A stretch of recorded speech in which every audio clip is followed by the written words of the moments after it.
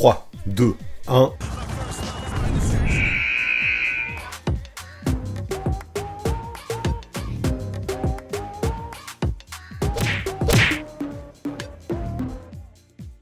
Salut à tous, comment ça va en ce mercredi? En ce mercredi qui, comme vous le savez, comme toutes les semaines, correspond à un best-of de live Twitch, en mode Crystal Ball. Alors après avoir classé les meneurs, les arrières et les ailiers, cette fois-ci c'était au tour des ailiers forts. Le principe c'était le même que d'habitude, moi je vous parlais de la saison du joueur en question, et vous le classiez dans mon tableau selon différents tiers. Donc vu que le concept vous le connaissez, on ne perd pas plus de temps, c'est parti. Qui sont les meilleurs ailiers forts cette saison en NBA? Alors, aujourd'hui, on va classer les ailiers forts, les power forwards en différents tiers. Et le concept, vous commencez par le connaître, mais pour ceux qui commencent par ce live tiers, pour ceux qui n'étaient pas sur ceux d'avant, ou pour ceux qui découvrent là cette vidéo, on va faire une petite piqûre de rappel. C'est important parce qu'il faut que le concept, vous le maîtrisiez. Du coup, comme d'hab, moi, je veux pas qu'il y ait de débat des postes. Ça veut plus rien dire aujourd'hui en NBA, les postes, parce que tout le monde joue à tout plein de postes et est utilisé à tout plein de postes. Donc pour éviter des prises de tête qui n'auraient pas vraiment de sens, et surtout pas vraiment d'utilité. Moi, ce que j'ai fait, c'est que je suis allé sur Basketball Référence, et là-bas, c'est mathématique. J'ai regardé le poste auquel le joueur était le plus utilisé cette saison. Donc, c'est pas forcément le poste naturel, je le dis bien, et moi, ça me va bien, parce que de toute façon, on veut faire un bilan sur cette saison. Donc, si un joueur, même si son poste naturel, on va aller même dans les extrêmes, même si son poste naturel, c'est le poste 2, et qu'en fait, il est utilisé au poste 4 toute la saison, et bien, on le considérera parmi les postes 4, vu qu'on parle de cette saison. Donc voilà. Nous, on va se concentrer là-dessus. C'est pour ça, par exemple, qu'on va parler de DeMar DeRozan ou de Kevin Durant aujourd'hui, alors que je sais très bien qu'à la base c'est pas des postes 4, notamment DeMar DeRozan, mais les événements ont provoqué ça, et les mathématiques le prouvent, c'est bien à ces postes, eux qui sont arrière ou élite formation, qui sont le plus utilisés. Donc c'est comme ça, on en parlera de toute façon tout à l'heure. C'est là, en tout cas c'est à ce poste qui joue le plus de minutes cette saison. Donc ouais, aujourd'hui, je vais vous proposer une liste de ces gars qui sont utilisés au poste 4, et pour trier, pour pas faire une liste de 80 joueurs, j'ai dû élaborer des critères, comme d'habitude. Donc j'ai pris que ceux qui avaient au moins joué 40 matchs, et que ceux qui jouent au moins 27 minutes en moyenne par rencontre. Ça permet plus ou moins, alors je dis pas que c'est une vérité, mais plus ou moins de prendre les meilleurs et de parler des meilleurs. Et en tout cas, les tout meilleurs, c'est sûr qu'ils rentrent dans ces critères. Sauf s'ils ont manqué trop de matchs, mais s'ils ont manqué trop de matchs, c'est aussi normal qu'on parle pas d'eux, parce que l'échantillon sera pas assez important. Donc ça nous fait 25 mecs aujourd'hui dont on va parler, et c'est quand même 25 mecs de qualité. Ensuite, vous connaissez, vous allez les classer en tiers. Moi, je vais vous parler un peu de leur saison, et vous déciderez à quel échelon vous les mettez. L'échelon 1, l'échelon 2, l'échelon 3, l'échelon 4 et l'échelon 5. Et attention, je le répète à chaque fois, mais c'est vraiment essentiel, je veux pas du tout que vous vous basiez sur les attentes ou sur le potentiel ou sur le salaire, en mode celui-là il est super payé mais il répond pas aux attentes donc je vais le mettre très bas. Là on juge pas là-dessus, on juge vraiment sur le niveau, tout ce qui est affiché indépendamment de tout le reste. Donc c'est pas parce qu'un joueur déçoit qu'il fait une mauvaise saison dans l'absolu, et c'est pas non plus parce qu'un joueur, par exemple un rookie, est prometteur qu'il est déjà génial et qu'il fait partie de l'élite. C'est vraiment important de retenir ça. On évalue que le niveau à l'instant T de cette saison et on ne jugera que sur des faits réels accomplis pendant cette saison, rien d'autre. Bien sûr, il y a aussi quelque chose d'autre qui me tient à cœur, un critère essentiel, vous me connaissez de toute façon, c'est qu'on va pas juste prendre les stats et les performances individuelles. Le bilan aussi sera très très important, le bilan collectif sera très important. On parle d'un sport collectif avec le basket. Donc un joueur qui va faire des stats dans une équipe qui gagne, il aura forcément plus de valeur qu'un joueur qui fait des stats dans une équipe qui est claquée au sol et qui est en fond de classement. C'est souvent bien plus facile de faire des stats dans une équipe qui perd. Donc ça aussi, il faut le prendre en compte. Pour aller plus loin aussi, pour les petites infos, ça fait depuis le live concernant les ailiers, il y a une petite nouveauté, c'est fini avec l'ordre alphabétique. Maintenant, je classe les joueurs en fonction du temps de jeu. Alors, ça les classera clairement pas du moins bon au meilleur, mais ça permet quand même d'avoir un petit classement et de garder ceux qui jouent le plus pour la fin. Je trouve que c'est un petit peu plus intéressant que l'ordre alphabétique qui veut pas dire grand chose. Et puis voilà, pour le watch time, c'est toujours bien d'avoir ceux qui jouent le plus à la fin.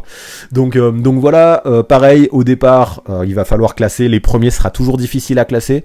Dites-vous que les tiers les plus hauts, ça sert à rien de mettre des joueurs tout de suite dedans, il faut vraiment que ce soit réservé aux super extraterrestres. Et les tiers les plus bas, il faut pas non plus hésiter à les mettre dedans, ça veut pas dire que les joueurs sont nuls, s'ils sont dans la liste qui jouent 27 minutes par match, c'est clairement pas qu'ils sont nuls, c'est pas un manque de respect de mettre un joueur au tiers numéro 5, et voilà, faut pas hésiter à être un peu sévère si vous pensez que ça vaut le coup d'être sévère. Maintenant voilà, ça fait pas mal d'éléments à retenir, mais c'est des éléments qui paraissent logiques, qui paraissent simples, basiques, comme dirait l'autre. Donc je pense que si vous retenez tout ça, le niveau à l'instant l'instant T, le bilan collectif et individuel et un peu de sévérité pour que les tirs se soient bien répartis entre tous les joueurs, et bien on pourra dresser un tableau super cool et super intéressant d'ici la fin du live, et généralement vous m'avez pas déçu, donc j'ai hâte qu'on fasse la même chose pour les postes 4, quoi.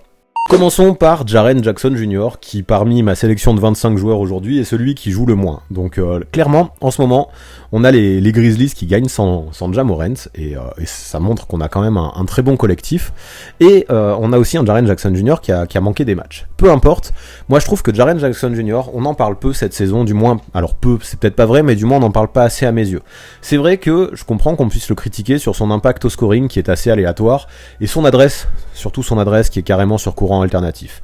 Par contre, en défense, et moi je veux insister là-dessus, en défense, quel monstre. Il protège le cercle avec beaucoup de talent, il s'affiche comme le meilleur contreur de la ligue cette saison, hein, ça c'est pas rien, et pourtant je continue à entendre énormément de critiques le concernant. J'entends dire qu'il prend pas de bons shoots, qu'il prend pas assez de rebonds, qu'il prend trop de fautes qui sont souvent évitables, et tout ça c'est vrai, tout ça, enfin il y a vraiment du vrai là-dedans, et bien sûr qu'on aimerait qu'il soit performant dans ces domaines pour devenir un excellent joueur.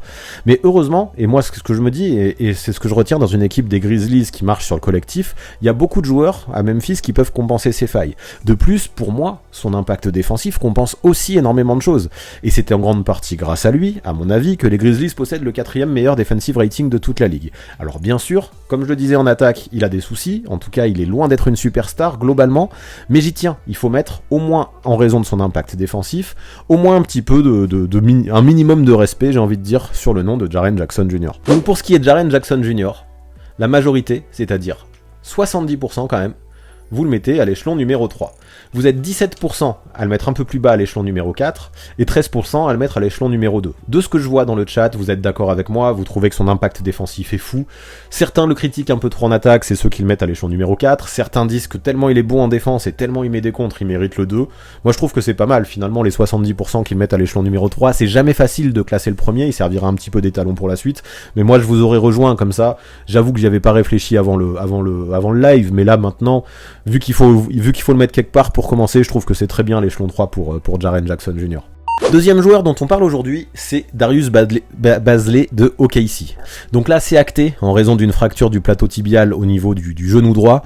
On a un Bazley qui rejouera pas cette saison, donc on peut maintenant dresser vraiment un bilan définitif le concernant. Et je trouve que, même s'il faut pas trop juger des progrès et des attentes, qu'il a fait de bons progrès cette saison. Il est loin d'être le meilleur ailier fort de la ligue, c'est sûr, mais c'est déjà pas mal. Il a fait un début de saison qui était clairement poussif, qui l'a fait passer du statut de titulaire au statut de remplaçant, mais sur la deuxième partie de saison, j'ai trouvé qu'il était vraiment monté en puissance. Il s'est montré polyvalent, il s'est montré agressif.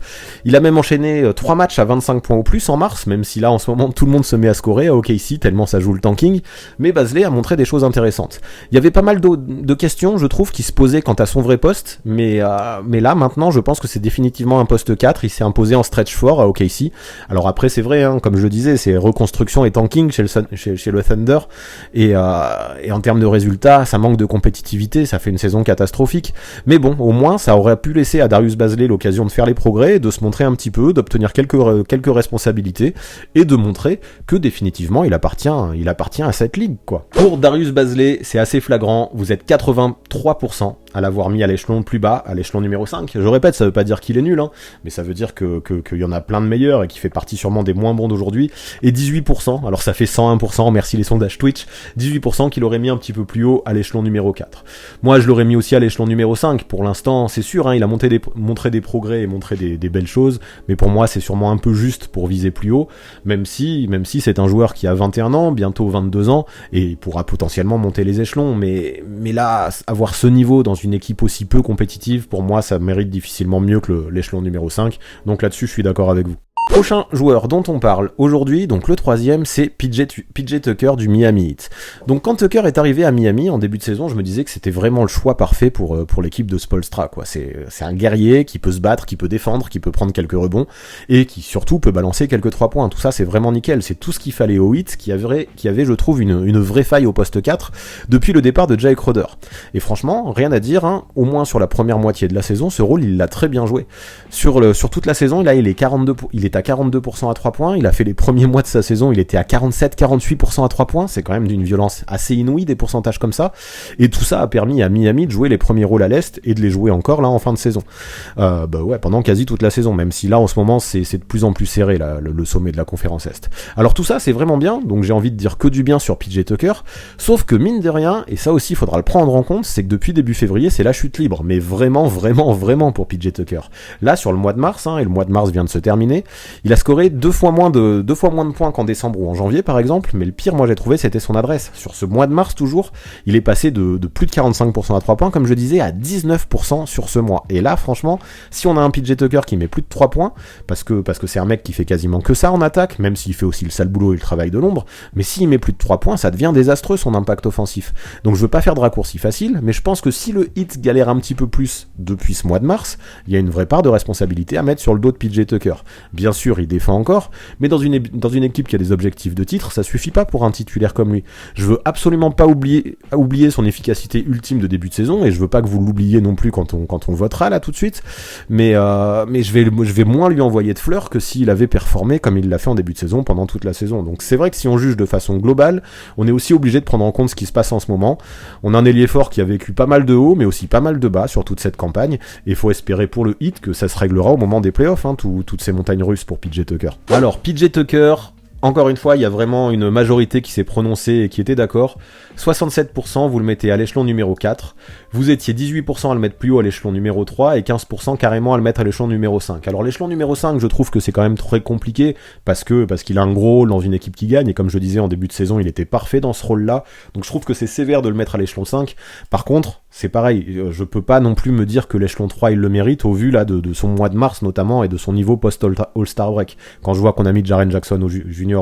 à l'échelon 3, je me dis qu'on peut pas non plus mettre PJ Tucker à ce niveau.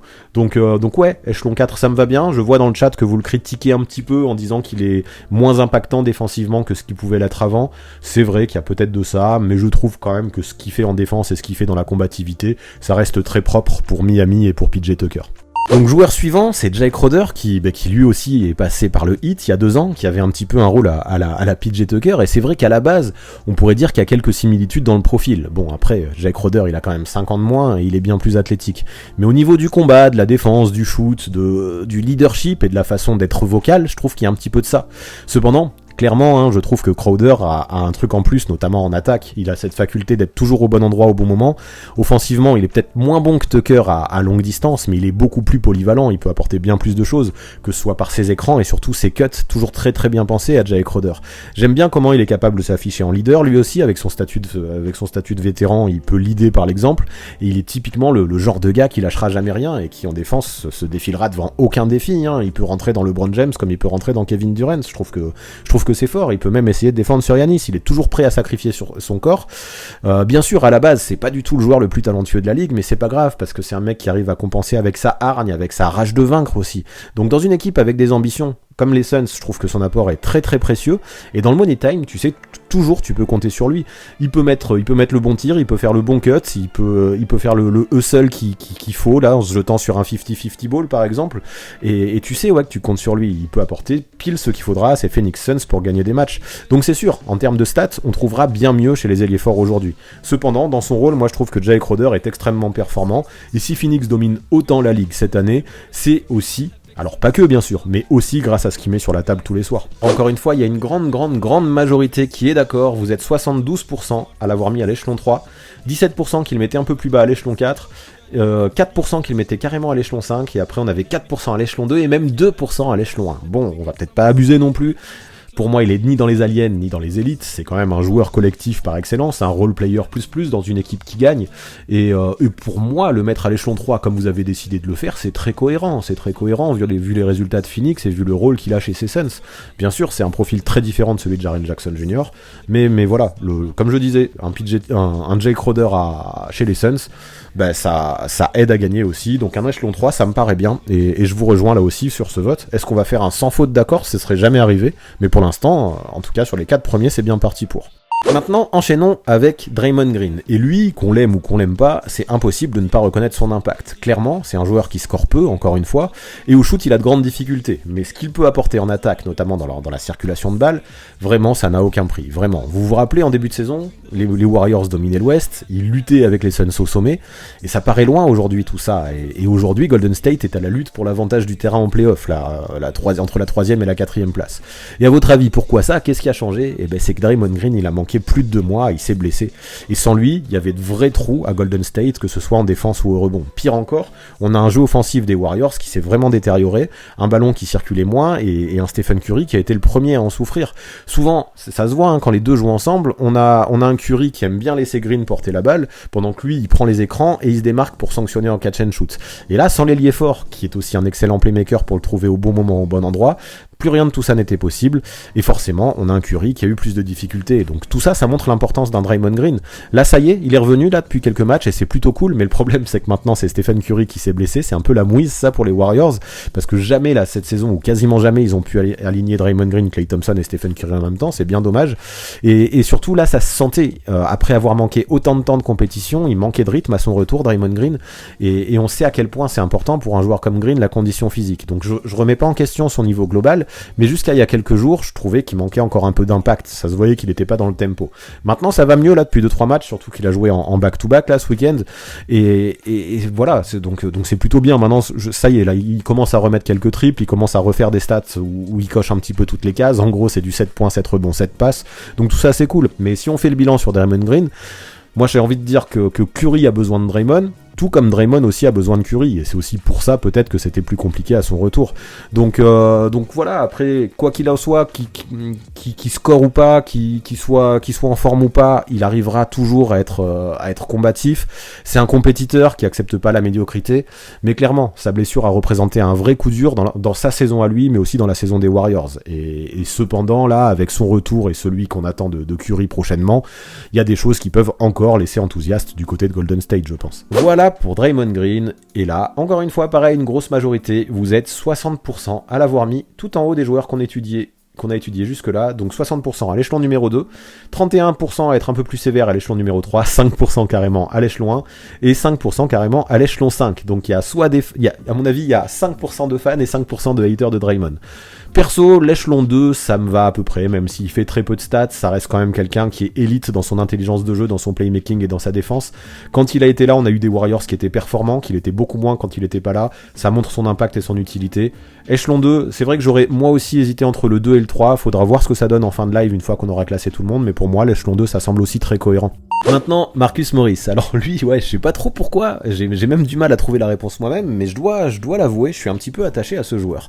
Pourtant, dans son jeu et dans son comportement, il a beaucoup de choses de détestables. Il a ce côté grosse brute et cervelé. Bon, et cervelé, c'est peut-être un peu méchant, mais ce côté grosse brute, qui trash talk beaucoup, qui met des mauvais coups, qui fait des fautes énormes, et qui peut en plus de ça, il peut aussi complètement croquer en attaque et jouer l'ISO, donc je comprends qu'il y ait beaucoup de monde qui l'apprécie pas.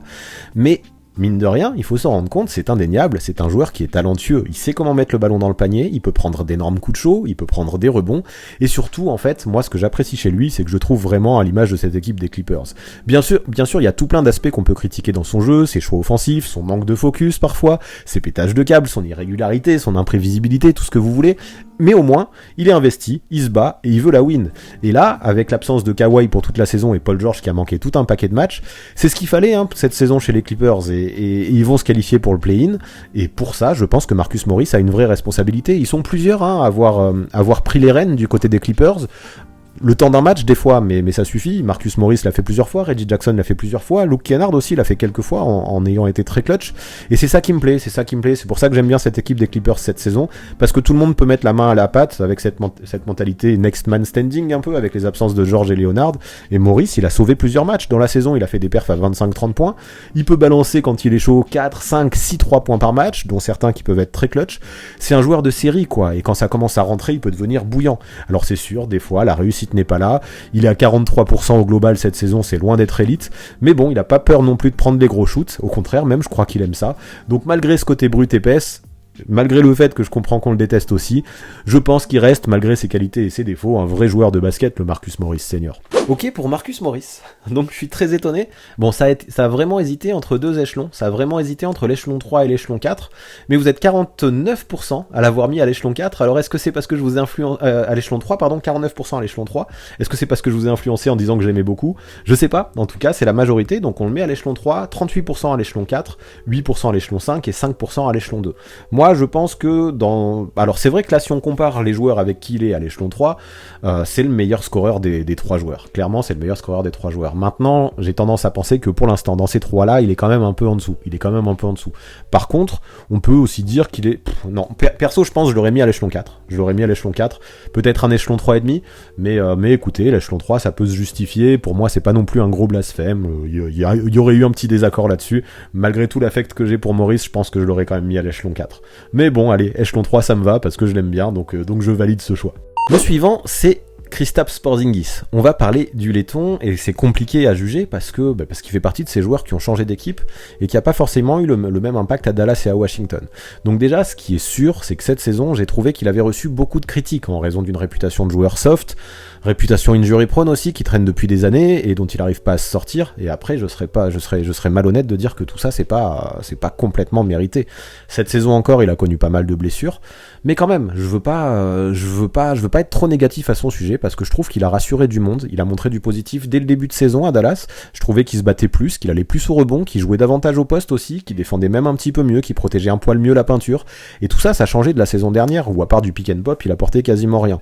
Là, ça montrait que peut-être le souci l'an dernier, c'était peut-être pas son niveau, mais plutôt l'utilisation que Rick Carlisle faisait avec lui. Enfin, comment Rick Carlisle l'utilisait.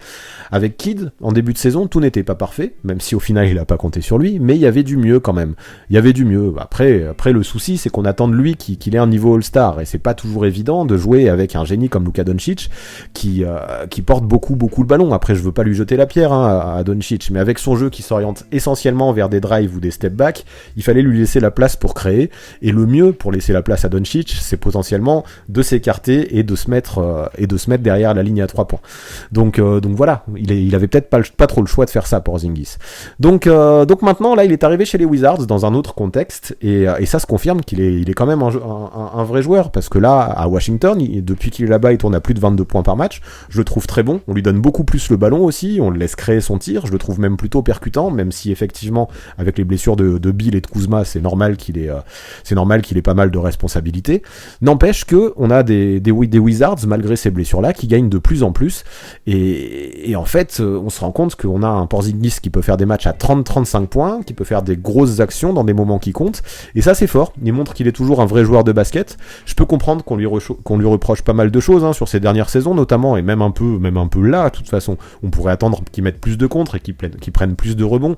Quand on fait 2m20, c'est peut-être presque une faute professionnelle de pas être plus performant dans ces secteurs.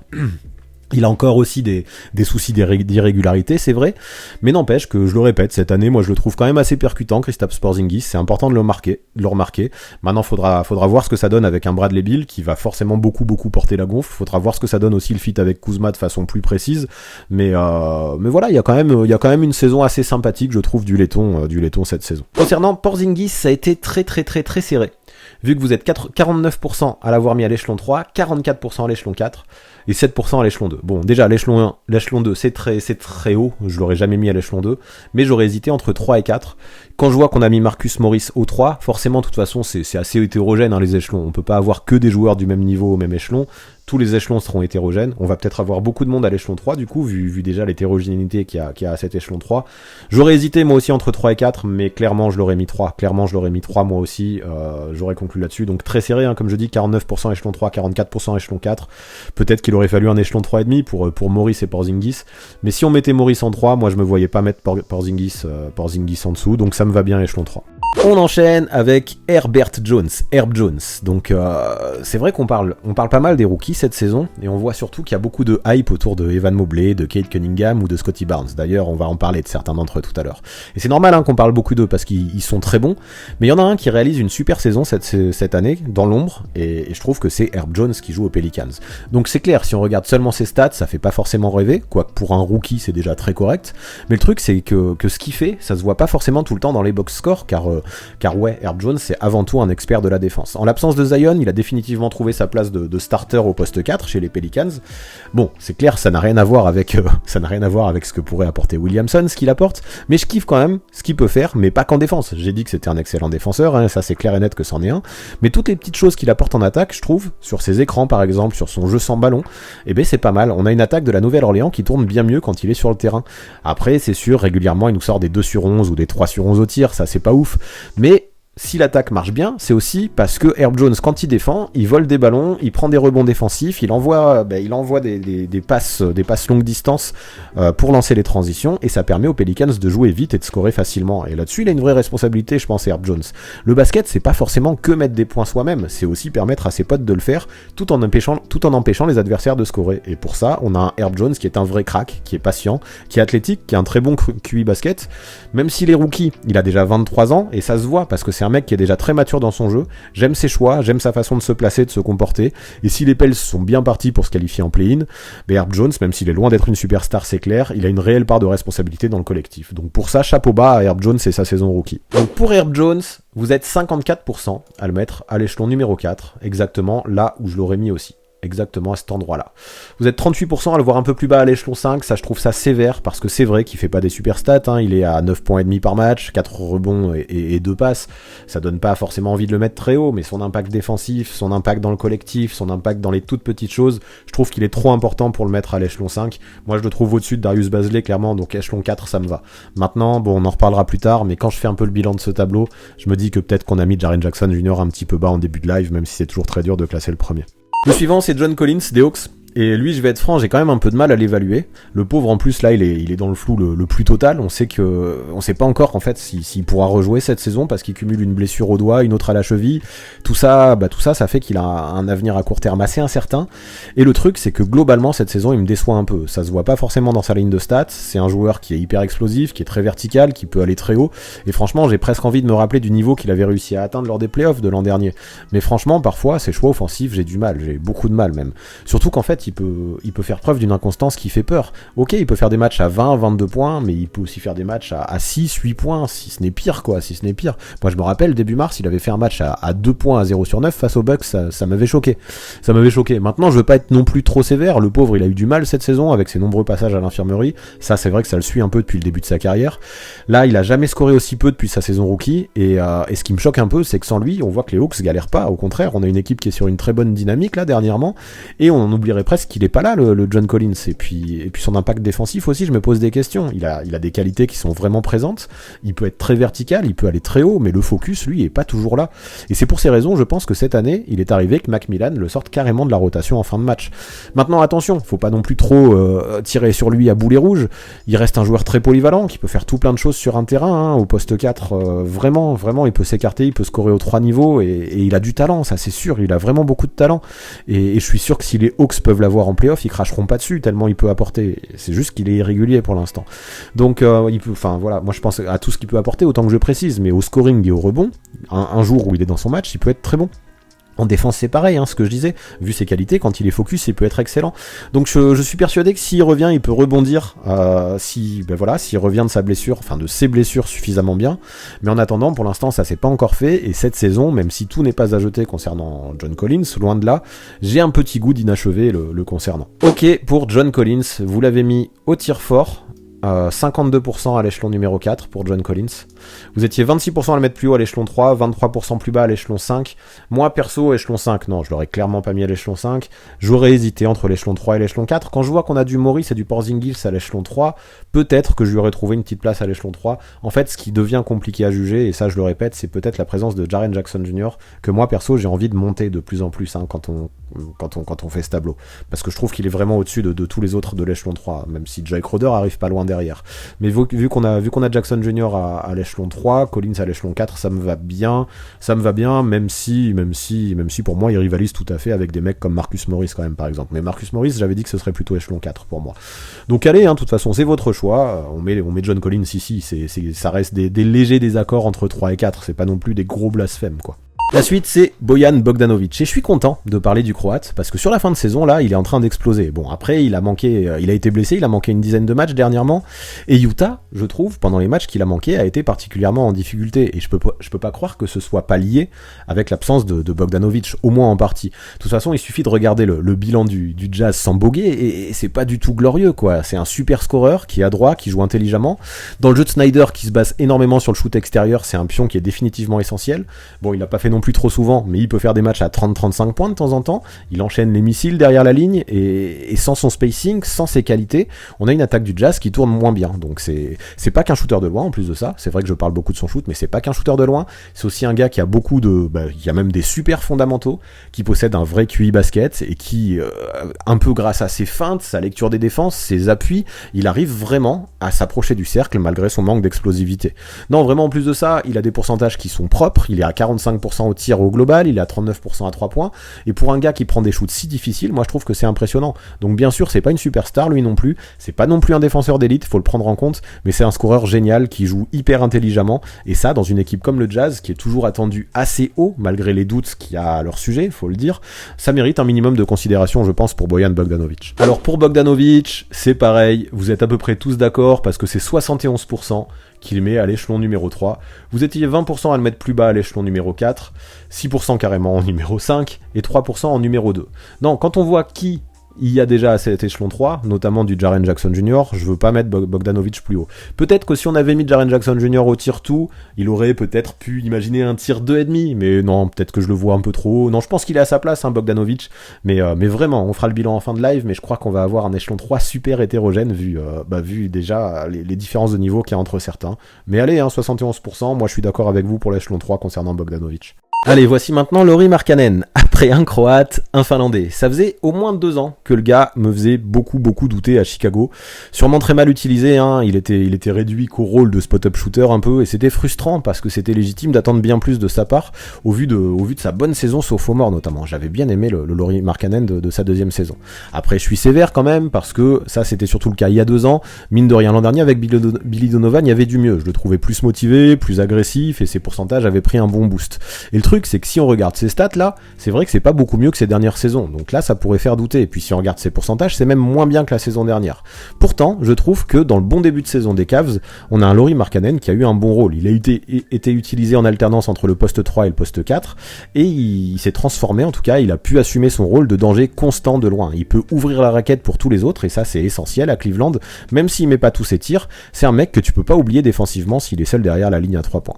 Là, on lui demande plus du tout de jouer dans la peinture malgré sa taille. Pour le moment, pas trop de changements avec son ancien rôle de spot-up shooter, mais ce qui me plaît, et ce qui se voit pas dans les chiffres, c'est que je trouve qu'il joue plus dur et il est plus actif en attaque. Bickerstaff lui a donné un gros rôle, notamment dans la pose d'écran et dans ses systèmes offensifs. Il passe plus sa vie à attendre dans le corner ou à 45 degrés. Il a appris à être utile différemment en jouant pour le collectif, et même défensivement, je trouve que c'est pas si mal alors que j'en attendais peu de lui. Là, on le met plutôt dans la peinture avec Jarrett Allen, quand Evan Mobley, lui, il peut couvrir un petit peu tous les joueurs, et mine de rien, avec sa taille et sa mobilité, Markkanen, il rend pas mal de services. Bien sûr, c'est pas un protecteur de cercle, pas du tout, il est pas assez vertical pour ça, malgré ses grands bras et sa taille, mais il fait l'effort, il vient en aide, il compense, il switch. Je le considère absolument pas comme un lockdown, bien sûr, mais ce qu'il fait, c'est déjà pas mal. Donc clairement, aujourd'hui, on n'attend plus du tout de Lauri Markkanen qui devienne All-Star, comme ça pouvait l'être en début de carrière, mais voir qu'il peut être important dans une équipe avec un minimum d'ambition, même si ça va un peu plus mal pour les Cavs depuis quelques semaines, ça mérite au moins un petit peu de reconnaissance. Et quand on voit qu'à un moment donné cet été, le gars était limite devenu persona non grata dans la ligue, je suis quand même content de parler autant en bien de lui dans ce live, Lauri Markkanen. Voilà pour Lauri Markkanen, 76% au tir fort, et franchement je vous rejoins, je pense que c'est là aussi que je l'aurais mis, donc 76% au tir fort, on le met à côté de John Collins. 17% au tir 5, je trouve ça trop sévère, parce qu'il fait de bonnes petites choses quand même, et dans le collectif des Cavs, ici est bien mis. Vous étiez 3% au tir 2 et 3% au tir 3, ça me semble trop élevé vu les autres qu'il y a dans ces échelons. Non, tir fort, très bien pour Markkanen, j'en dis pas plus, je pense que j'ai déjà fait un bon tour dans tout ce que j'ai dit juste avant. Ça me va, on le laisse là, let's go pour Markkanen. Allez, maintenant Aaron Gordon, et pendant longtemps lui, et notamment pendant son passage à Orlando, notamment les dernières saisons, j'étais très sévère avec Aaron Gordon, limite un peu méchant maintenant avec le recul, parce que j'étais bien conscient de ses qualités athlétiques hors normes, mais parfois je trouvais que sur le terrain, il avait limite un QI négatif, j'ai envie de dire, donc c'est piquant, c'est méchant, mais il y avait un peu de ça, c'était fou les difficultés qu'il avait dans la prise de décision. Sauf qu'aujourd'hui, maintenant qu'il est à Denver, je suis un peu moins tranché, même beaucoup moins tranché dans mon avis. Je me dis qu'au Magic, on lui a souvent donné un rôle qui n'était pas le sien, parfois on lui lui en demandait trop, on lui donnait beaucoup la balle, on attendait de lui qu'il score bien sûr, mais aussi qu'il tire à 3 points, qu'il crée, et c'était bien trop. Ça, en vrai, vu les qualités du joueur, je pense que c'était une erreur. Cette saison, ce que j'apprécie, c'est il score toujours sa quinzaine de points, mais il fait ça de manière plus efficace, plus juste, avec un Jokic à côté de lui. Il n'y a pas besoin qu'il en fasse trop, parce que c'est Jokic qui va créer le jeu et qui va lui envoyer des caviars, et Gordon, pendant ce temps, il peut créer le danger avec ses cuts et profiter justement de ses bonnes passes en misant à fond sur ses qualités athlétiques. Et c'est ça le Gordon qu'on veut voir, en tout cas moi que je veux voir, et c'est ça le Gordon que j'aime. Il fait moins de passes, c'est sûr, qu'à l'époque d'Orlando, mais je m'en fous, vu qu'il joue plus juste. Jamais dans sa carrière il avait été aussi adroit. En plus de ça, c'est un défenseur très polyvalent, qui peut beaucoup switcher, et avoir ce rôle dans une équipe qui a des ambitions comme Denver, ça me plaît. Bien sûr, chez les Nuggets, on parle énormément de Jokic, qui malgré les blessures permet à sa team de garder la tête hors de l'eau, mais à ses côtés, il a quand même des joueurs de qualité, et ça, faut pas l'oublier. Gordon, dans son profil bien à lui, il fait vraiment partie de ces joueurs de qualité. Lui, cette saison, c'est le deuxième meilleur scoreur des Nuggets. Alors, ok, ça c'est clair qu'à Orlando, il est jamais devenu le joueur qu'on espérait, mais je trouve qu'aujourd'hui, à Denver, il est le joueur dont les Nuggets ont besoin, et ça, franchement, ça mérite d'être dit, je trouve, pour Aaron Gordon. Let's go pour Aaron Gordon. Vous êtes 65% à l'avoir mis à l'échelon numéro 3, et là je trouve que c'est mérité, je trouve que c'est cohérent aussi. Vous étiez 19% à le mettre un peu plus bas à l'échelon 4, 13% à le mettre plus haut à l'échelon 2, et 3% carrément à le mettre à l'échelon 1.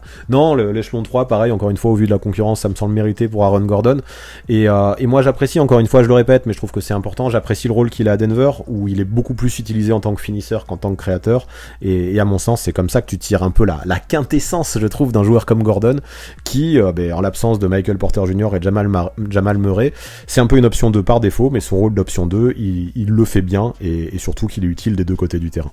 Alors Jerami Grant des Pistons maintenant, et lui aussi j'ai du mal à me positionner le concernant vraiment, parce qu'on sent que chez les Pistons, aujourd'hui en tout cas, il est plus vraiment la priorité comme il pouvait l'être l'an dernier. Parce qu'à Détroit, on veut développer les jeunes, et sans arrêt, on le voit, son nom est dans les rumeurs de transfert, et il y a fort à parier qu'il change d'équipe cet été. D'autant plus que là, il jouera plus cette saison avec sa blessure à la cuisse, et au final, il aura joué que 47 matchs dans un rôle un petit peu différent de celui de l'année dernière. On compte plus vraiment sur lui comme un franchise player, j'ai l'impression, du côté des Pistons, même si, quand il était là, c'était toujours lui l'option 1 plus ou moins en attaque, quoique Cunningham est en train de lui prendre un petit peu la place.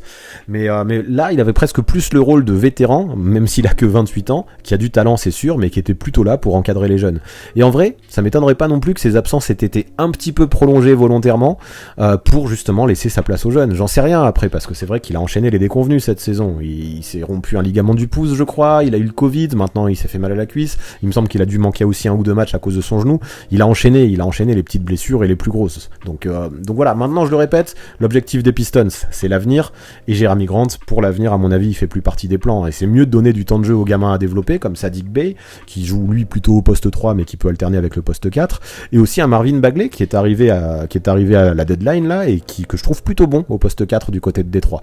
Maintenant, attention, il reste quand même un joueur qui peut mettre des points, qui peut s'affirmer en leader, je pense, dans une équipe de fond de tableau, mais à mon avis, c'est pas son vrai niveau. Je pense qu'il serait mieux, par exemple, en 3e option, peut-être même en 4e option, mais 3e option c'est pas mal, dans une team avec plus d'ambition. Alors ok, c'est pas sa faute, je peux pas non plus lui jeter la pierre que Détroit soit plus performant, mais au final, je trouve que, malgré de réelles qualités, Grant nous a pondu une saison avec beaucoup de blessures et sans trop de saveur par rapport à ce qu'il est capable de faire, quoi. Ok pour Jerami Grant, c'est du tir fort à 63% d'entre vous, donc 63%. C'est du tir fort, 17% le mettez au tir 3, 17 au 5 carrément, ça je trouve ça sévère, 4% au 2 c'est trop haut. Vraiment, en fait j'aurais hésité entre le 3 et le 4 également, je l'aurais sûrement plutôt mis au 4. L'échelon numéro 3, je pense que c'est le niveau qu'il doit avoir quand il est en bonne santé, ou qu'il avait l'année dernière, ou c'est le niveau qu'on attend de lui. Mais il a été un petit peu en dessous de ce niveau-là, je trouve, cette saison. Les blessures l'ont pas aidé, et le fait qu'il soit pas dans les plans des Pistons non plus. Donc je pense que même si ça fait un peu de peine, vu les qualités du joueur, l'échelon numéro 4, c'est assez mérité pour Jerami Grant. Parlons maintenant de Giannis Antetokounmpo. Bon, que dire de plus que ce que j'ai dit dans la vidéo que j'ai sortie sur lui il y a quelques jours. Le mec a été MVP 2019, MVP Eddie Poy en 2020, il a été champion, MVP des finales et MVP du All-Star Game en 2021, et j'ai l'impression que cette saison il a encore progressé. Ses premières saisons, il développait ses qualités athlétiques, sa puissance, ses appuis, ses drives, son dribble, son handle, il a fait certains secteurs, il les a développés jusqu'à l'élite, ça lui permet de défoncer les cercles quand il veut aujourd'hui, tout en étant en parallèle l'un des meilleurs défenseurs de la ligue. Il est toujours en course pour le DPOY et pour le MVP là cette saison. Là il y a un monde, alors je me doute que ça arrivera pas, mais il y a un monde où cette saison Giannis pourrait être MVP, il pourrait être DPOY, il pourrait être champion MVP des finales. Ce serait un truc de fou, je pense pas que ça arrive, mais pourquoi pas. Et parce que ce qu'il faut se rendre compte, c'est que les Bucks cette saison encore jouent encore les premières places, même ils jouent encore potentiellement la première place de l'Est, même si ce sera dur de remonter sur Miami. Tout ça c'est fou. Et mieux encore, moi je trouve que cette saison, il a retravaillé sa mécanique de shoot, il est en confiance, il dépasse les 70% au lancer franc pour la première fois depuis 3 ans, son petit jumper là à mi-distance, il le retrouve de mieux en mieux, là-dessus aussi il est en confiance, et là il se met même à rentrer des step back hyper clutch à 3 points contre les Nets. Au bout d'un moment, stop quoi, bien sûr, c'est pas non plus un méga sniper à 3 points, mais mine de rien, il a fait un mois de février à 40% de loin, ou presque, je crois qu'il était à 39,6 ou à 39,2, enfin bref, des pourcentages insane à 3 points pour un joueur comme Giannis. Maintenant il prend les tirs ouverts, et c'est risqué de le laisser seul dans le quatrième quart, parce qu'il peut être clutch, et ces 3 points là dans le quatrième quart il en met de plus en plus. En plus de ça il met des contres qui sont ultra décisifs, ça on peut en parler à Joel Embiid.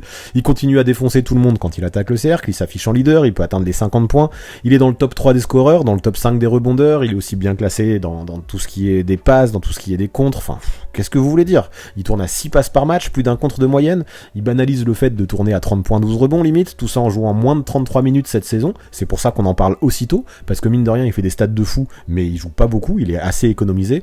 Franchement, j'arrête là, j'ai plus les mots, j'en dis pas plus, je vous laisse voter pour Giannis Antetokounmpo. Allez, pour Giannis Antetokounmpo, y a-t-il vraiment du suspense ? Bon, on n'est pas au 100% parce qu'il y a du troll, mais 97% au tier 1, 3% au tier 5, donc je peux pas imaginer que c'est autre chose que du troll. Effectivement, c'est un no-brainer, tier 1, Giannis Antetokounmpo, on le met tout là-haut, c'est le premier à accéder à cet échelon. J'ai pas grand chose à te dire de plus, en plus de ça c'est un mec qui est attachant, qui a beaucoup d'humour, qui fait rire, qui a une super personnalité, qui est un vrai leader, tout ça j'en ai même pas parlé, tellement tout le reste suffisait déjà, mais effectivement, tier 1 pour Giannis Antetokounmpo, comment le mettre ailleurs ? Allez, on évoque Dorian Finney-Smith. Alors lui, c'est un joueur de l'ombre, quoique vu les tomards qu'il est capable de poser, je sais même pas si je peux dire que c'est un joueur de l'ombre, parce qu'il apparaît dans pas mal de highlights, et je suis très content d'en parler, car clairement, le mec n'est pas, ou absolument pas, c'est peut-être sévère, mais pas vraiment médiatisé. Il possède des stats plutôt banales, et pourtant je trouve qu'il mérite qu'on parle de lui. Le mec peut tout faire, il est très athlétique, il peut accélérer le jeu, il peut aller vite en transition, et peut être vraiment utile des deux côtés du terrain. Sa spécialité pour moi c'est le catch and shoot, domaine dans lequel il est devenu peu à peu élite, et le truc c'est que ce mec qui n'a pas été drafté, il a juste fait des progrès tous les ans depuis qu'il est en NBA. Maintenant, Kid lui demande même sur certaines actions de porter la balle et de créer en lançant les systèmes. C'est fou, moi j'attendais pas du tout ça de Finney-Smith. Quand je dis qu'il peut tout faire, c'est pas une blague, et en plus il le fait avec efficacité. C'est un énorme bosseur qui a su atteindre son niveau sans jamais rien lâcher dans toute sa carrière, avec une énorme volonté, une énorme énergie, ça se voit en attaque mais aussi en défense. Le mec il est très intelligent de ce côté-là du terrain, il est capable de rentrer dans son adversaire, de jouer avec son physique, de sacrifier son corps, encore une fois grâce à énormément d'envie et d'énergie. Donc oui, il restera peut-être toute sa vie un joueur de l'ombre, plus ou moins en tout cas, mais un joueur de l'ombre très précieux, qui peut jouer le rôle de clé de voûte dans un collectif, le rôle de ciment un petit peu. Donc je sais pas s'il continuera à progresser beaucoup là, à 28 ans, mais bon, on sait jamais, le mec est tellement surprenant, qui sait, peut-être qu'il atteindra la lumière un jour. En tout cas, Dorian Finney-Smith, on n'en parle pas, mais je trouve que c'est un joueur qui a vraiment des qualités. Pour Dorian Finney-Smith, c'est bien. Vous l'évaluez quand même à une bonne valeur, parce que c'est 62% à l'échelon numéro 3, et je suis content de le voir là. Franchement, je suis content de le voir là. Ça a hésité avec l'échelon numéro 4, parce que 31% à l'échelon 4, bon après 3% à l'échelon 2 et 3% à l'échelon 5, moi ça me va pas. Entre 3 et 4, ça m'allait, mais vu tout ce qu'il apporte, et la deuxième partie de saison de Dallas qui est très impressionnante, même si, je le répète, on a un échelon 3 qui est très très très hétérogène, et qui fait pas forcément partie des meilleurs de cet échelon 3, ça me va bien de mettre Finney-Smith à l'échelon 3, je trouve que c'est mérité au vu de sa saison, donc ça fait plaisir. Franchement là, vous m'avez fait plaisir sur ce vote là, je suis content. La suite avec Kyle Kuzma. Et qu'est-ce que ça lui a fait du bien à lui de partir du marasme des Lakers. Le mec, en arrivant à Washington, je trouve qu'il a pu réellement montrer qu'il était un joueur de qualité. Ça faisait 3 ans qu'il avait pas scoré avec autant de réussite. Et en parallèle, jamais dans sa carrière, il a pris autant de rebonds. En plus de ça, les Wizards, en début de saison, bien portés par Kuzma, ils ont été très bons. Le souci, c'est que à Washington, la bonne ambiance dans le vestiaire s'est très vite envolée dès qu'il y a eu quelques défaites.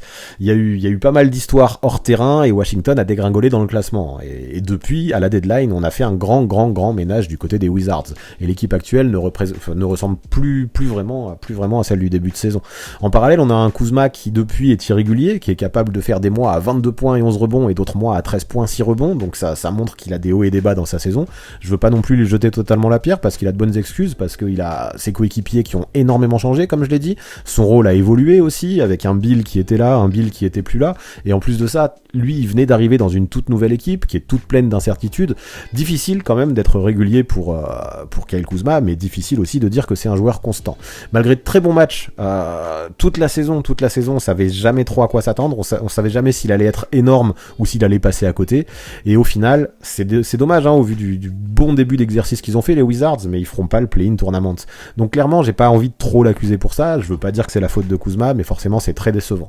Maintenant, ce qui me rassure, c'est qu'il semble enfin arriver dans un environnement où on lui fait confiance, où lui aussi il se fait confiance, on lui donne de vraies responsabilités, c'est ce qu'il demandait, c'est ce dont il avait besoin, je pense, et c'est aussi pour ça que malgré tous les hauts et les bas dont j'ai parlé, Kuz a réalisé une saison plutôt solide, même si forcément je reste un petit peu sur ma faim le concernant. Pour Kyle Kuzma, c'est 57% à l'échelon numéro 4, donc c'est là qu'on va le mettre, et je pense que c'est assez mérité l'échelon numéro 4. 39% l'avait mis à l'échelon 3, 4% carrément à l'échelon 5. Échelon 5, non, pour moi ça me va pas, échelon 3 ou 4, ça me va à peu près. Son début de saison était clairement au moins échelon 3, franchement, et il lui manquait peut-être même pas grand chose pour viser l'échelon 2 au vu de son tout début de saison, mais depuis c'est beaucoup trop inconstant, et l'échelon 4, je pense, malheureusement, parce qu'il me faisait plaisir Kyle Kuzma dans ce début de saison, mais malheureusement, si on fait le bilan de sa saison aujourd'hui, échelon 4, ça lui convient très bien à Kuz. Allez, voici Harrison Barnes, et évidemment, cette saison encore, je suis très déçu par les Sacramento Kings. De toute façon, j'ai l'impression que quoi qu'ils fassent, quelles que soient les décisions qu'ils prennent, ça fonctionne pas. À croire que le Golden One Center est construit sur un cimetière indien. Pourtant, dans les toutes premières semaines de la saison, on y a cru, hein, notamment grâce à Harrison Barnes, qui était complètement énorme. J'avais fait une vidéo où je parlais c'était même un live, où je parlais de mes meilleures surprises du début de saison, et je l'avais mis dedans. Au bout de 6 matchs, il tournait à 23 points d'rebond, et on avait des Kings à 50% de win. Le souci, c'est que ça pouvait pas durer. Cette équipe était vraiment déséquilibrée. On avait un Luke Walton qui, j'ai toujours jamais compris ce qu'il faisait, il a été viré. On a un Alvin Gentry qui est arrivé, qui a fait ce qu'il a pu, mais je suis pas sûr non plus que ce soit l'homme de la situation. Et ensuite, on a des joueurs importants comme Buddy Hield ou Tyrese Haliburton, qui tous les deux, surtout Haliburton, explosent un petit peu à Indiana, ont été transférés. On a un Domantas Sabonis qui est arrivé, je trouvais que ça a rééquilibré un petit peu l'équipe au niveau des postes, mais ce qui est clair, c'est qu'encore une fois, ça a été une saison très instable du côté de Sacramento, et on peut comprendre que Barnes ait eu du mal à continuer à performer et à poursuivre sa bonne lancée de début de saison. Parce que ouais, lui aussi, autant que les Kings ont vu leur bilan descendre, mais il a vu ses stats fondre comme neige au soleil. Et même s'il reste un vrai joueur, qui est efficace, qui est polyvalent, qui est adroit, qui est un gros compétiteur aussi, qui a connu la gagne avec les Wizards, et il galère, et je crois qu'il perd son temps aux Kings, hein, c'est dommage. Il pourrait être tellement utile chez un contender, moi j'aimerais bien le voir dans un autre contexte. Donc franchement, moi je m'étais presque mis à imaginer avec l'arrivée de Sabonis, vu que comme je l'ai dit, je trouvais que l'équipe était plus équilibrée, je m'étais dit, allez, peut-être qu'ils pourront lutter pour le play-in, et puis si je le dis, c'est que je l'ai lu, c'était l'objectif qui était clairement annoncé, sauf que 3 jours après, moi je suis revenu sur Terre, et on s'est très vite compte que ça fonctionnerait pas cette saison, c'est chez les Knicks, chez les Kings, et qu'il y aurait pas de play-in. Donc ok, après Barnes il fait ses stats en tant que vétéran intelligent et expérimenté, il laisse le jeu venir à lui, mais je le trouve un peu en cruise control, cette saison, comme ça, sans trop forcer, il a passé la barre des 10 000 points en carrière, c'est une barre qui est symbolique, mais franchement, même si individuellement il fait le minimum, il le fait bien, il le fait proprement, collectivement on peut pas se satisfaire de ça pour un joueur comme Harrison Barnes. Allez, Harrison Barnes, 69%, vous l'avez mis au tir fort, il y a vraiment embouteillage dans ces tirs 3 et 4, mais ça montre qu'il y a aussi beaucoup d'ailiers forts qui sont à peu près au même niveau, même si, comme je disais toujours, il y a des hétérogénéités à chaque échelon. On l'a encore au tir 4, vous étiez 19% à être sévère à le mettre au tir 5, ça non, je suis pas trop d'accord. 13% à l'échelon numéro 3. Il fait aussi partie de ces joueurs qui au vu de son début de saison, auraient pu viser plus haut. Pas mal de ces joueurs qui peuvent presque viser un tir 3,5, mais non, franchement, au tir 4, il est bien, là, Harrison Barnes, quand je vois les joueurs avec qui il est. Si Sacramento gagnait plus, enfin, s'il avait cet impact dans une équipe qui gagnait, Harrison Barnes, clairement, on le mettrait beaucoup plus haut. Mais là, c'est tellement compliqué, la saison des Kings, que c'est difficile de le mettre plus haut que cet échelon 4, hein, je pense, malheureusement, Harrison Barnes. Voici un joueur qui fait le buzz cette saison, Evan Mobley. Et lui, c'est clairement un rookie dont il faut parler. C'est un des 3 rookies qu'on va aborder aujourd'hui, là, au poste 4. C'est dire si l'avenir de la NBA est prometteur à ce poste, mine de rien. Parce qu'on a un Mobley qui, à Cleveland, s'est dévoilé comme un réel expert défensif, mais aussi un attaquant très polyvalent. C'est probablement le favori actuel pour la course au rookie de l'année. Et sauf tremblement de terre, je pense qu'il sera rookie de l'année, même si on a un Cunningham qui monte vraiment en puissance. Et un Mobley qui, malheureusement, là, s'est tordu la cheville et manque quelques matchs, même si ça a l'air moins grave que ce qui s'était annoncé. Ouais, je pense qu'il remportera le trophée dans quelques semaines, mais peu importe, on n'est pas là pour parler de ça, et c'est sûr qu'il le gagne ou pas, impossible de dire qu'il fait pas une grosse saison dans une équipe qui a été compétitive quasiment pendant tout l'exercice. Il a vraiment su peser dans tous les secteurs. En défense, il peut aussi bien protéger le cercle que switcher sur les plus petits. Son envergure de ouf l'aide énormément en défense. En attaque, il peut marquer dans la raquette, il peut marquer au poste, il peut marquer sur ses drives, il peut aussi mettre quelques shoots à mi-distance et de temps en temps s'écarter à 3 points. Donc je parlais de polyvalence, là on en a la preuve quand même. Il peut prendre aussi des rebonds, il peut lâcher quelques belles passes.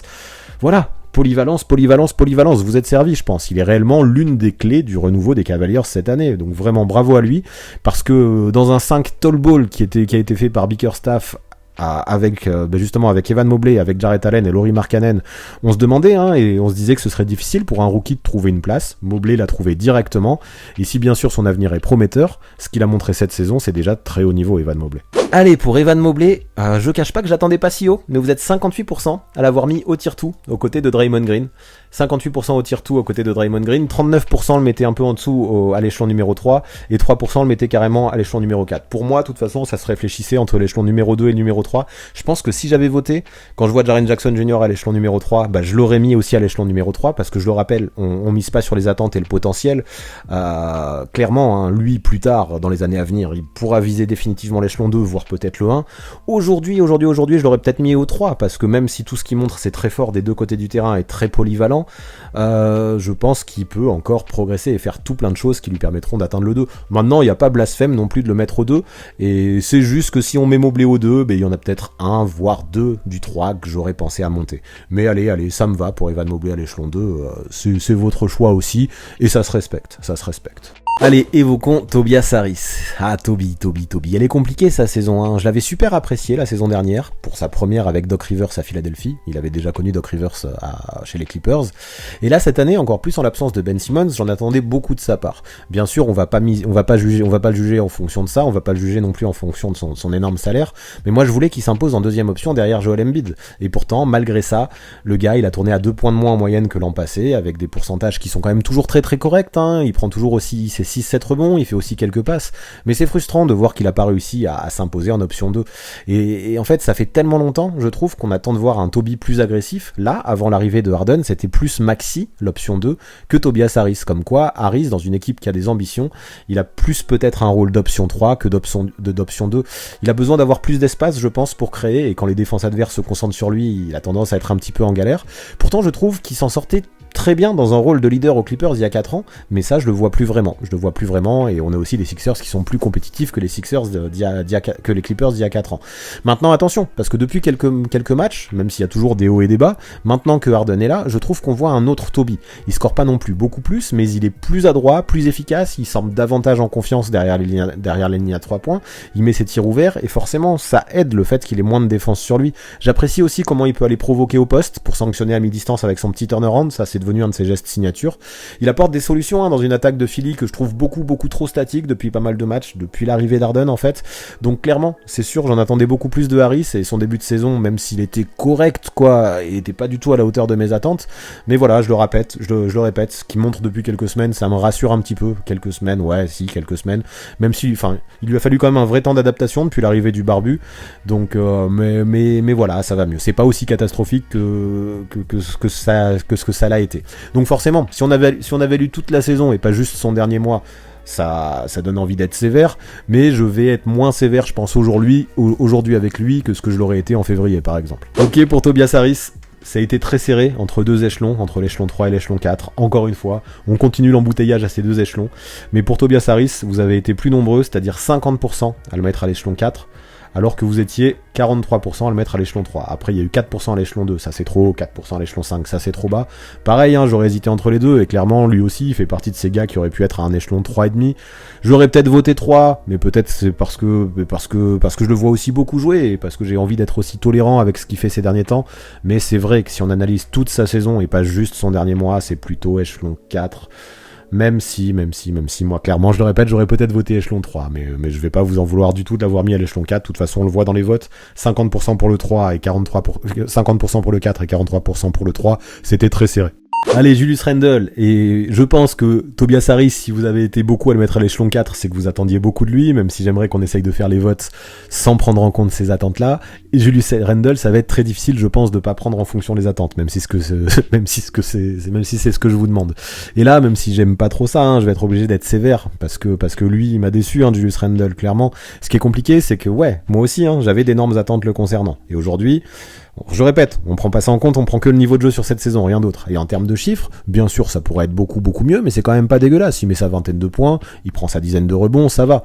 Maintenant, il est quand même dans une équipe qui perd beaucoup. Et ce qui m'embête, vraiment, c'est ses choix offensifs. Son adresse est en chute libre, et surtout, je trouve qu'il crée beaucoup trop, et souvent pour lui, peu pour les autres. Il le faisait mieux, ça, l'année dernière. Bien sûr, c'est Thibodeau, hein, je pense, qui lui demande de créer autant, mais je retrouve ce Randle, là, avec cette tunnel vision, qui faisait que j'étais très critique avec lui lors de ses premières années dans la ligue. Et le truc, je pense, en fait, si je prends un peu de recul concernant Randle, c'est que c'est un joueur qui marche beaucoup à la confiance, un joueur qui est assez émotif. Et à New York, c'est compliqué ce contexte pour lui, parce que tout est exagéré, dans le bien comme dans le mauvais. L'an dernier, quand tout allait bien, il se surpassait parce que le public le soutenait, et désormais, c'est un petit peu l'inverse. Il était beaucoup plus attendu par les défenses adverses, comme ce fut le cas face aux Hawks en play-off l'an dernier. Rapidement, il a galéré, il s'est frustré, ça l'a pas aidé, il s'est un petit peu mis les fans à dos. Ça a été sûrement amplifié tout ça, hein, par les médias, je pense, new-yorkais. Mais là, du coup, lui, il s'est mis en tête de vouloir prouver qu'il était bon, sûrement trop, en faisant trop les choses seul, en faisant trop tout court, je pense. Et plus on a avancé dans la saison, plus je trouvais ça flagrant. Faire des stats, c'est bien, mais si c'est pour être inefficace dans une équipe qui perd, ben c'est beaucoup moins bien. Et voilà, si tu permets pas à ta team de gagner, pour moi, c'est du vent, hein, c'est beaucoup de vent. Donc pour moi, il y a plein de raisons qui expliquent la mauvaise saison des Knicks. Randle ne doit pas porter à lui tout seul toutes les responsabilités, bien sûr. Cependant, faut pas se voiler la face, il en a aussi des responsabilités, il en a pas mal, tout ça, c'est certain. Maintenant, il est blessé au quadriceps, il y a des chances qu'il joue plus du tout cette saison, et au moins, c'est ce que je retiendrai dans la saison de Julius Randle, ça permettra peut-être à Obi Toppin de continuer à avoir du temps de jeu et à se développer, parce que lui, même s'il est pas aujourd'hui dans les postes 4 parce qu'il joue pas assez, je suis plutôt content de sa saison à Obi Toppin. Mais là on parle de Randle. Bon, Randle, vous avez été sacrément sévère et je m'y attendais parce que vous êtes 40% à le mettre à l'échelon 5. Et là, clairement, ça me va pas non plus, hein. Je comprends que vous ayez envie d'être sévère avec lui, mais c'est pas du niveau de Darius Bazley, Julius Randle, et même il y a plein de gars qui sont à l'échelon 4 qui sont au moins aussi forts que lui. Donc je comprends que vous ayez voulu être sévère, mais là non plus je suis pas d'accord. Pour l'instant, on en reparlera en fin de live, mais j'ai plusieurs désaccords. Il y a plusieurs joueurs que j'aurais tendance à remonter. Donc voilà, 40% au tier 5 pour Randle, 37 au tier 4, je l'aurais mis au tier 4 je pense, 17 au tier 3 et 7% au tier 2. Tier 5, je vous trouve vraiment très très très sévère. Je veux bien qu'il vous ait déçu, mais quand même, il reste l'option 1 des Knicks, hein, qui tourne à 20 points 10 rebonds. Donc même si c'est des stats qui fait un petit peu dans le vent, pour moi ça vaut quand même mieux qu'un tier 5, même dans une équipe qui perd. Allez, Scottie Barnes, notre troisième rookie du jour, le voilà, après Herb Jones et après Evan Mobley. Et si on parle de lui si tard dans la vidéo, c'est qu'il joue énormément. Il joue 35 minutes par match. Donc même si on le sait, Nick Nurse, il surutilise très souvent ses titulaires, c'est aussi la preuve que Nick Nurse lui fait confiance à Scottie Barnes. Et si je suis honnête, moi je trouve que les Raptors sont plus hauts que ce que j'attendais. Et pour ça, bien sûr, faut d'abord féliciter Fred VanVleet et Pascal Siakam, dont on parlera plus tard, hein, vous le voyez dans la liste. Mais j'ai aussi énormément apprécié le bol d'air frais qu'a apporté Scottie Barnes, avec ses gros appuis, ses qualités athlétiques. C'est un mec qui est très bon sur les drives, très bon sur les transitions, qui prend également pas mal de rebonds, tout en ayant une bonne vision de jeu et en aidant la balle à circuler. Il fait pas forcément beaucoup de passes décisives, mais ça reste un joueur intelligent, souvent bien placé, qui fait les bons choix. Et voilà, il fait aussi des hockey assists, c'est-à-dire la passe avant la passe décisive. Donc vraiment, son rôle dans le collectif, moi je tiens à lui donner de l'importance. Et tout ça se transpose en défense, où il utilise très bien ses appuis, très bien sa longueur. Je vais pas mâcher mes mots, mais je trouve formidable, hein, de ce côté-là du terrain. Quand tu possèdes tous les outils et l'intelligence de jeu, souvent c'est ce qui arrive, tu deviens très fort en défense. En gros, pour ce qui est de Scottie Barnes, et c'est aussi un peu la mode chez les jeunes joueurs et notamment les rookies, c'est un gars qui est ultra polyvalent. Maintenant, clairement, il a des difficultés au tir à 3 points, et encore, je trouve qu'il y a eu du progrès au fur et à mesure dans la saison, mais c'est pas grave, c'est aussi un joueur qui connaît ses forces et ses points faibles, qui arrive à capitaliser là-dessus. Sur ses mid-range, par exemple, aussi, je le trouve de plus en plus efficace. Pour un joueur de seulement 20 ans, c'est signe d'une bonne maturité déjà. Alors après, c'est vrai qu'au mois de janvier, il a un peu plus galéré, il a sûrement connu ce fameux rookie wall qu'on connaît tous. On peut lui pardonner, même si aujourd'hui on va pas plus lui pardonner qu'à d'autres, vu qu'on essaye de tous les mettre sur un pied d'égalité, quelle que soit leur expérience. Mais voilà, on a quand même des Raptors qui sont 5e à l'Est en ce moment, un mec qui a bien rebondi après son rookie wall et qui a joué un vrai rôle dans cette saison des Raptors. Donc bravo à Scottie Barnes pour sa saison. Pour Scottie Barnes, 72% à l'échelon numéro 3. 28% qu'il aurait mis à l'échelon numéro 2. Et personnellement, quand je vois Kia au 3 et quand je vois Mobley et Draymond Green au 2, bon, je suis pas d'accord avec tout, on en reparlera en fin de live encore une fois, je sais que je le répète beaucoup, mais ça me va plutôt pas mal qu'il soit un poil en dessous de Mobley, parce que c'est vrai que Barnes réalise aussi une sacrée saison, il a été très fort au début, très fort à la fin, mais lui a connu peut-être un petit rookie wall que Mobley a moins connu, donc oui, Scottie Barnes à l'échelon 3, ça me va, malgré, enfin, après c'est quand même assez proche, Mobley et Barnes, mais je pense qu'il paye un petit peu plus son rookie wall que Evan Mobley le paye. La suite avec Miles Bridges des Hornets. Et lui, je trouve qu'on parle beaucoup de lui, et pour pas mal d'entre vous, il est même l'un des favoris pour finir Most Improved Player, donc joueur qui a le plus progressé.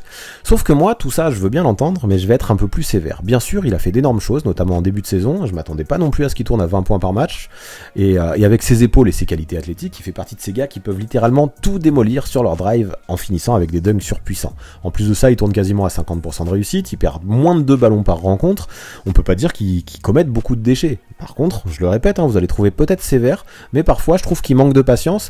Il a des qualités physiques qui lui suffisent pour mettre des points en drive ou en transition, mais parfois je me dis qu'il pourrait un peu plus lever la tête, un peu plus lâcher la balle et moins foncer tête baissée. Maintenant, ces progrès, ils sont réels, tout ça c'est vrai. Mais est-ce qu'ils auraient été si impressionnants sans un Lamelo Ball pour le servir bien comme il faut au bon moment? Mais ça, c'est pas certain. Je suis sûr que le meneur a une grosse importance dans cette breakout season qui nous fait Miles Bridges.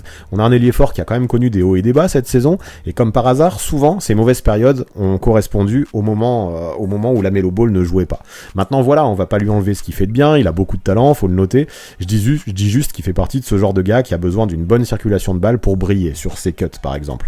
Donc lui parfois il coupe un peu le mouvement du ballon qu'il y a à Charlotte, et je pense que c'est une grosse force de ces Hornets, le mouvement du ballon, et lui ça va être le finisseur de toute façon, c'est comme ça, c'est aussi son rôle, c'est le meilleur scoreur des Hornets, donc oui, peut-être que je suis vraiment sévère parce que le rôle de ces deux finisseurs il le joue bien, mais des fois peut-être qu'il ferait mieux de moins forcer un petit peu tête baissée. Sauf que voilà, maintenant on a des Hornets qui étaient très bons en début de saison, qui ont connu plus de difficultés mais qui vont quand même faire le play-in, et ça montre mine de rien que Miles Bridges a fait une saison solide. Alors Miles Bridges, 60%, vous l'avez mis au 3e échelon. Et quand je vois qu'il y a Scottie Barnes au 3e échelon, quand je vois qu'il y a du Jaren Jackson Jr. au 3e échelon, quand je vois qu'il y a du Aaron Gordon au 3e échelon, ça me va de le mettre au 3e échelon. 60%, ça va. Après vous étiez 32% à le mettre plus haut à l'échelon 2.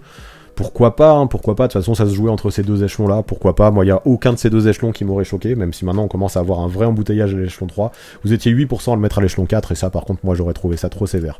Miles Bridges en 3, allez pourquoi pas, moi ça me va.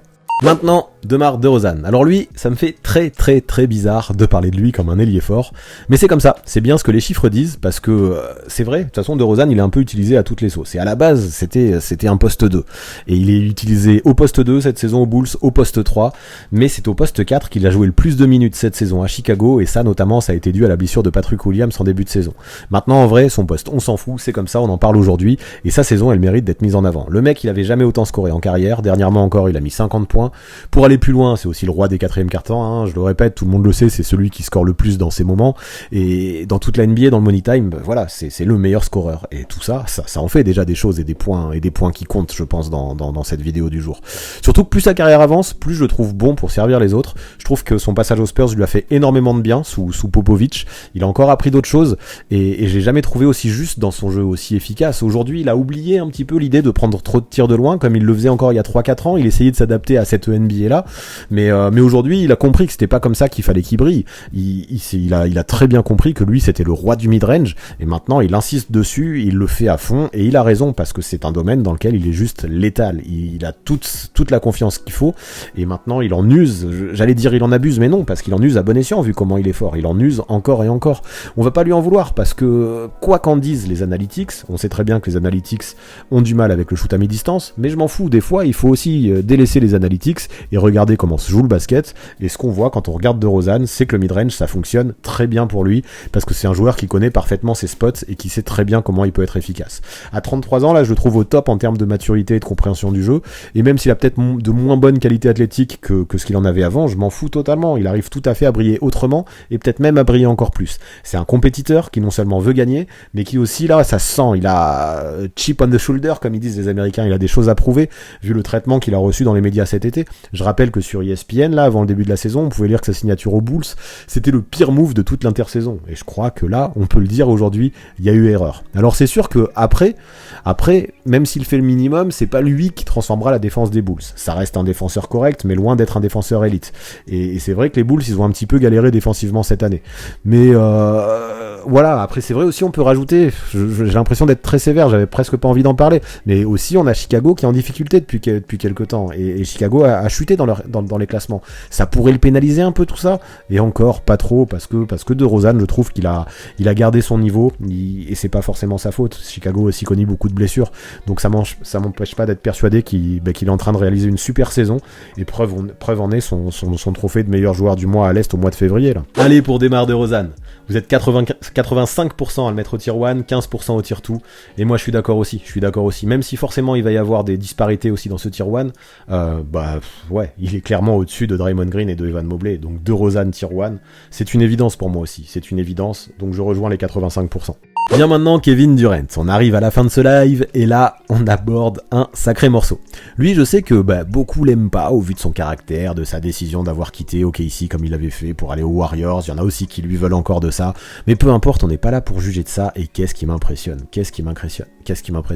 Si Brooklyn est si mal classé actuellement, et si les Nets devront passer par le play-in, c'est juste parce que KD cette saison a manqué 27 matchs. Ne cherchez pas plus loin, la raison elle est là. Avant sa blessure, les Nets y luttaient pour la première place à l'Est, et depuis son retour, malgré quelques coups de mou, mais ça arrive à tout le monde, ils sont à nouveau intenables les Nets. Et pourtant, aujourd'hui, ils sont qu'à la 10e place de la conférence. Je trouve ça fou. En même temps, si on donne quelques chiffres, ça devient flagrant. Parce qu'avec Durant, on a une équipe qui a un bilan de 32 victoires pour 19 défaites, soit 63% de victoires, et sans lui, c'est du 8 victoires pour 19 défaites, soit 29% de victoires. Je pense que ça suffit pour évaluer l'impact qu'il a dans cette team. Franchement, rupture du tendon d'Achille ou pas en 2019, je me dis, peu importe. Le joueur, pour ce qui est de jouer au basketball, c'est un expert. Il prend tout un tas de shoots difficiles, et 52% de ses shoots super difficiles finissent en filoche. À 3 points, il frôle les 40%, au lancer, il dépasse les 90%, il est juste à un poil de fesse du sacro-saint 50-40-90 club, et même ciblé par les défenses, les défenseurs peuvent rien faire. Son shoot part de trop, on a un Durant qui est trop efficace, trop polyvalent, trop adroit. C'est un des meilleurs scoreurs all-time en termes de polyvalence et de talent. Ça, on peut pas dire le contraire. En parallèle, il prend aussi des rebonds, il lâche plus de 6 passes décisives par match, il implique les autres, et pour aller plus loin, ça j'ai envie de le dire, en attendant l'arrivée de Ben Simmons, s'il arrive un jour, il est potentiellement le meilleur défenseur de ces Nets. Donc que dire de plus, lui aussi, franchement, je sais même pas. Le mec est juste en train d'atteindre un niveau exceptionnel. Si tu le trash talk, qui prend ça personnellement, quand il te sourit froidement là, comme il le fait souvent, tu sais que t'es foutu. Durant est un killer, encore à 33 ans, et rien que par sa présence, on sait que Brooklyn, malgré sa saison difficile, peut limite encore aller jouer le titre. Tout est possible quant à Kevin Durant dans ton équipe actuellement. Si ça c'est pas la preuve qu'il fait partie des meilleurs, je sais pas ce qu'il vous faut. Pour Kevin Durant, encore une fois, pas photo, et en même temps on peut pas voter autre chose pour moi. Il est au tier 1 bien évidemment, vous êtes 97% à l'avoir mis là-haut, 97% au tier 1. Bon, il y a un hater qui l'a mis au tier 2, mais ça on n'y pourra rien, et on n'y pourra rien, il y a toujours des haters, mais pour moi cette saison, Kevin Durant, ça peut pas être autre chose que le tier 1. Alors peut-être que celui qui l'a mis au tier 2, c'est parce qu'il a manqué beaucoup de matchs, mais même ça, pour moi, ça suffit pas pour le descendre, parce que, comme je disais, l'impact qu'il a à Brooklyn est trop important, et Kevin Durant est juste trop fort, il est écœurant d'adresse, et je vois pas comment le mettre ailleurs qu'au tier 1, Kevin Durant. Allez, finissons par celui qui joue le plus cette saison, Pascal Siakam. Et surprise, celui qui joue le plus joue aux Raptors. Quand je vous dis que Nurse il kiffe surutiliser ses titulaires, eh ben c'est pas une blague, Quoi qu'il en soit, Siakam, je suis très satisfait de sa saison. Et en vrai, j'en attendais pas beaucoup de sa part pourtant. L'an dernier, je l'ai trouvé super en difficulté, pour être honnête, parce que je pense qu'il était trop responsabilisé et que trop de choses passaient par lui. Surtout qu'il prenait bien trop de tirs de loin, son jeu, je le trouvais compliqué, pas propre, il trouvait pas ses bons spots, ça se sentait, il voulait prouver qu'il pouvait être un réel franchise player, et je suis désolé, même si Siakam est un excellent joueur, je suis pas sûr qu'il puisse porter tous les soirs une équipe à lui tout seul, comme ceux qu'on a mis au tier 1 pour le moment. Bon, je suis déjà en train de spoiler que je veux pas le mettre tier 1, donc peu importe, j'arrête de dire ça. Mais en tout cas, cette année, avec un Van Vliet que j'ai trouvé impressionnant, un jeune Barnes que j'ai trouvé fougueux, un Anunoby que j'ai trouvé très polyvalent, qui a encore progressé, et ben je trouve que Siakam a davantage laissé le jeu venir à lui. Et même si sa saison a démarré un petit peu en mode diesel, qu'il n'était pas aussi performant en début de saison qu'il est maintenant, en même temps il revenait de blessure donc on peut lui pardonner, mais ça lui a bien réussi d'être dans un vrai collectif, et moi je pense que Siakam a besoin de ça. Il profite que les défenses le ciblent moins pour plus performer, en parallèle il porte toujours la balle aussi un petit peu aussi, même s'il la porte moins, mais il crée à bon escient, en alternant avec Van Vliet par exemple. J'aime bien leur relation en fait, vraiment. Souvent Siakam arrive à trouver Van Vliet quand il se démarque à 3 points, parce que Van Vliet est bon sans la balle, mais Van Vliet peut créer aussi, et lui, Van Vliet, il trouve Siakam sur ses cuts. Et cette alternance entre ces deux joueurs, je la trouve très très très intéressante, et elle permet à Siakam d'être plus efficace que jamais. Pendant toute sa saison, on a un Spicy P qui est monté, je l'ai dit, qui est monté un peu en mode crescendo, de 17 points par match en novembre, il est passé à 26 points par match en mars, et là on a des Raptors qui, malgré la perte de Kyle Lowry, sont remontés au fur et à mesure dans le classement au fil de la saison. Il y a forcément un lien cause à effet, je pense, avec cette montée en puissance de Siakam dans la montée des Raptors dans le classement. Donc je suis personnellement très convaincu par sa saison.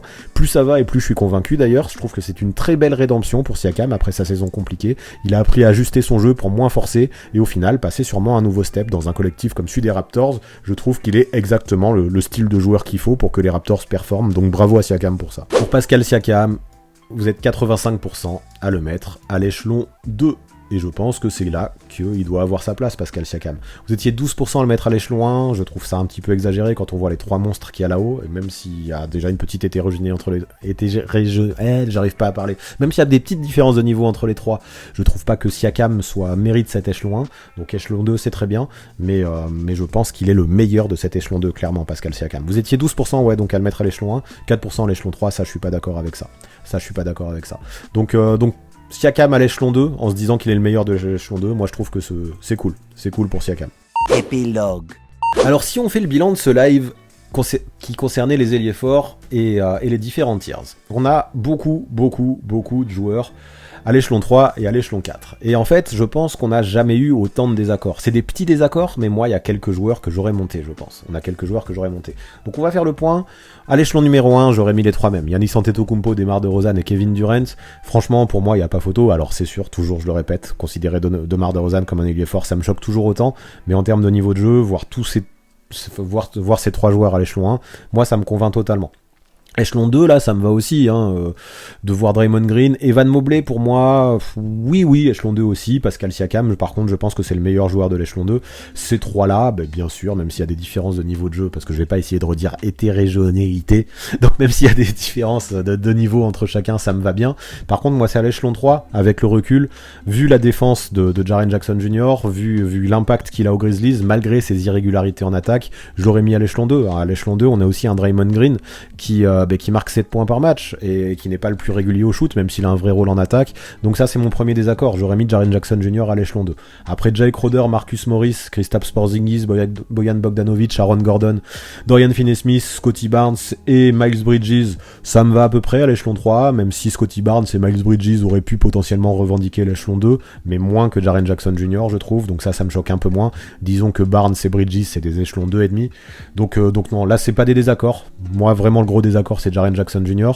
Parlons de l'échelon 4 où on voit PJ Tucker, où on voit Herb Jones, où on voit John Collins, Lauri Markkanen, Jeremy Grant, Kyle Kuzma, Harrison Barnes et Tobias Harris. Là, mon désaccord, c'est plutôt concernant Tobias Harris, parce que c'est vrai qu'on peut être déçu de sa saison, et peut-être que vous l'avez sanctionné pour ça, mais mine de rien, dans son rôle d'option 3 aux Sixers, même s'il est assez irrégulier, les Sixers sont quand même une équipe qui joue les premiers rôles de sa conférence. Je pense que Tobias aurait mérité un échelon 3, ça c'est mon point de vue. Donc autre notre désaccord principal, j'ai envie de dire. Donc pour l'instant, ouais, les deux désaccords, c'est Jaren Jackson Jr. et Tobias Harris, mais j'en ai un autre à l'échelon 5, parce que Darius Bazley et Julius Randle, pareil, je pense que Julius Randle, vous l'avez sanctionné violemment, parce que vous êtes très déçu de sa saison et de celle des Knicks, mais Julius Randle, c'est quand même un autre type de joueur que Darius Bazley, donc Julius Randle aurait mérité de grimper d'un échelon. Donc voilà, hein, moi, si on faisait mon bilan, je pense que j'aurais eu tendance à faire ça, ici, ça, ici, et ça, ici. Voilà. Donc ça, c'est pas... Clairement, après maintenant je respecte, hein, parce que ici on est en démocratie, donc la commu n'aurait pas fait ce tableau-là. Moi je pense que mon tableau, même si peut-être j'aurais réfléchi à d'autres choses, mais il aurait plutôt ressemblé à ça. Mais c'est le jeu aussi, de pas toujours être d'accord, et de toute façon, si on était tout le temps d'accord, je le répète souvent, on s'ennuierait beaucoup quand on parlerait de NBA. Voilà pour ce qui est des ailiers forts de la saison 2021-2022, voilà pour ce qui est de ce nouveau Crystal Ball. Est-ce que ça vous a plu? Est-ce que vous êtes d'accord avec ces tiers? Est-ce qu'il y a des choses que vous modifieriez dans ce tableau? Dites-moi tout ça en commentaire, ça m'intéresse. Est-ce qu'il y a des blasphèmes pour vous? C'est le moment de vous lâcher et de me le dire. De toute façon, vous le savez, pour avoir l'avis le plus précis possible, le meilleur moyen c'est de regarder un maximum de matchs, et pour ça, le NBA League Pass est votre ami. Et ouais, surtout qu'avec mon lien d'affiliation que vous trouverez dans la description, vous pouvez le choper à moins de 55 balles. C'est une affaire en or, franchement la ratez pas tant qu'elle est encore là. Et pour finir, vous connaissez les bails, on s'abonne à la chaîne, on active la cloche pour recevoir les notifications, on lâche un maximum de pouces bleus et on rédige ses meilleurs commentaires. Big up en tout cas à tous ceux qui sont restés jusque là, c'est super important pour la mise en avant et le référencement sur YouTube, et merci à tous ceux qui continuent à soutenir sur Tipeee ou qui ont prévu de le faire. Franchement c'est essentiel, et les chaînes Le 6ème Homme ce seraient pas les mêmes sans vous, donc vraiment merci, je le redis. À très vite.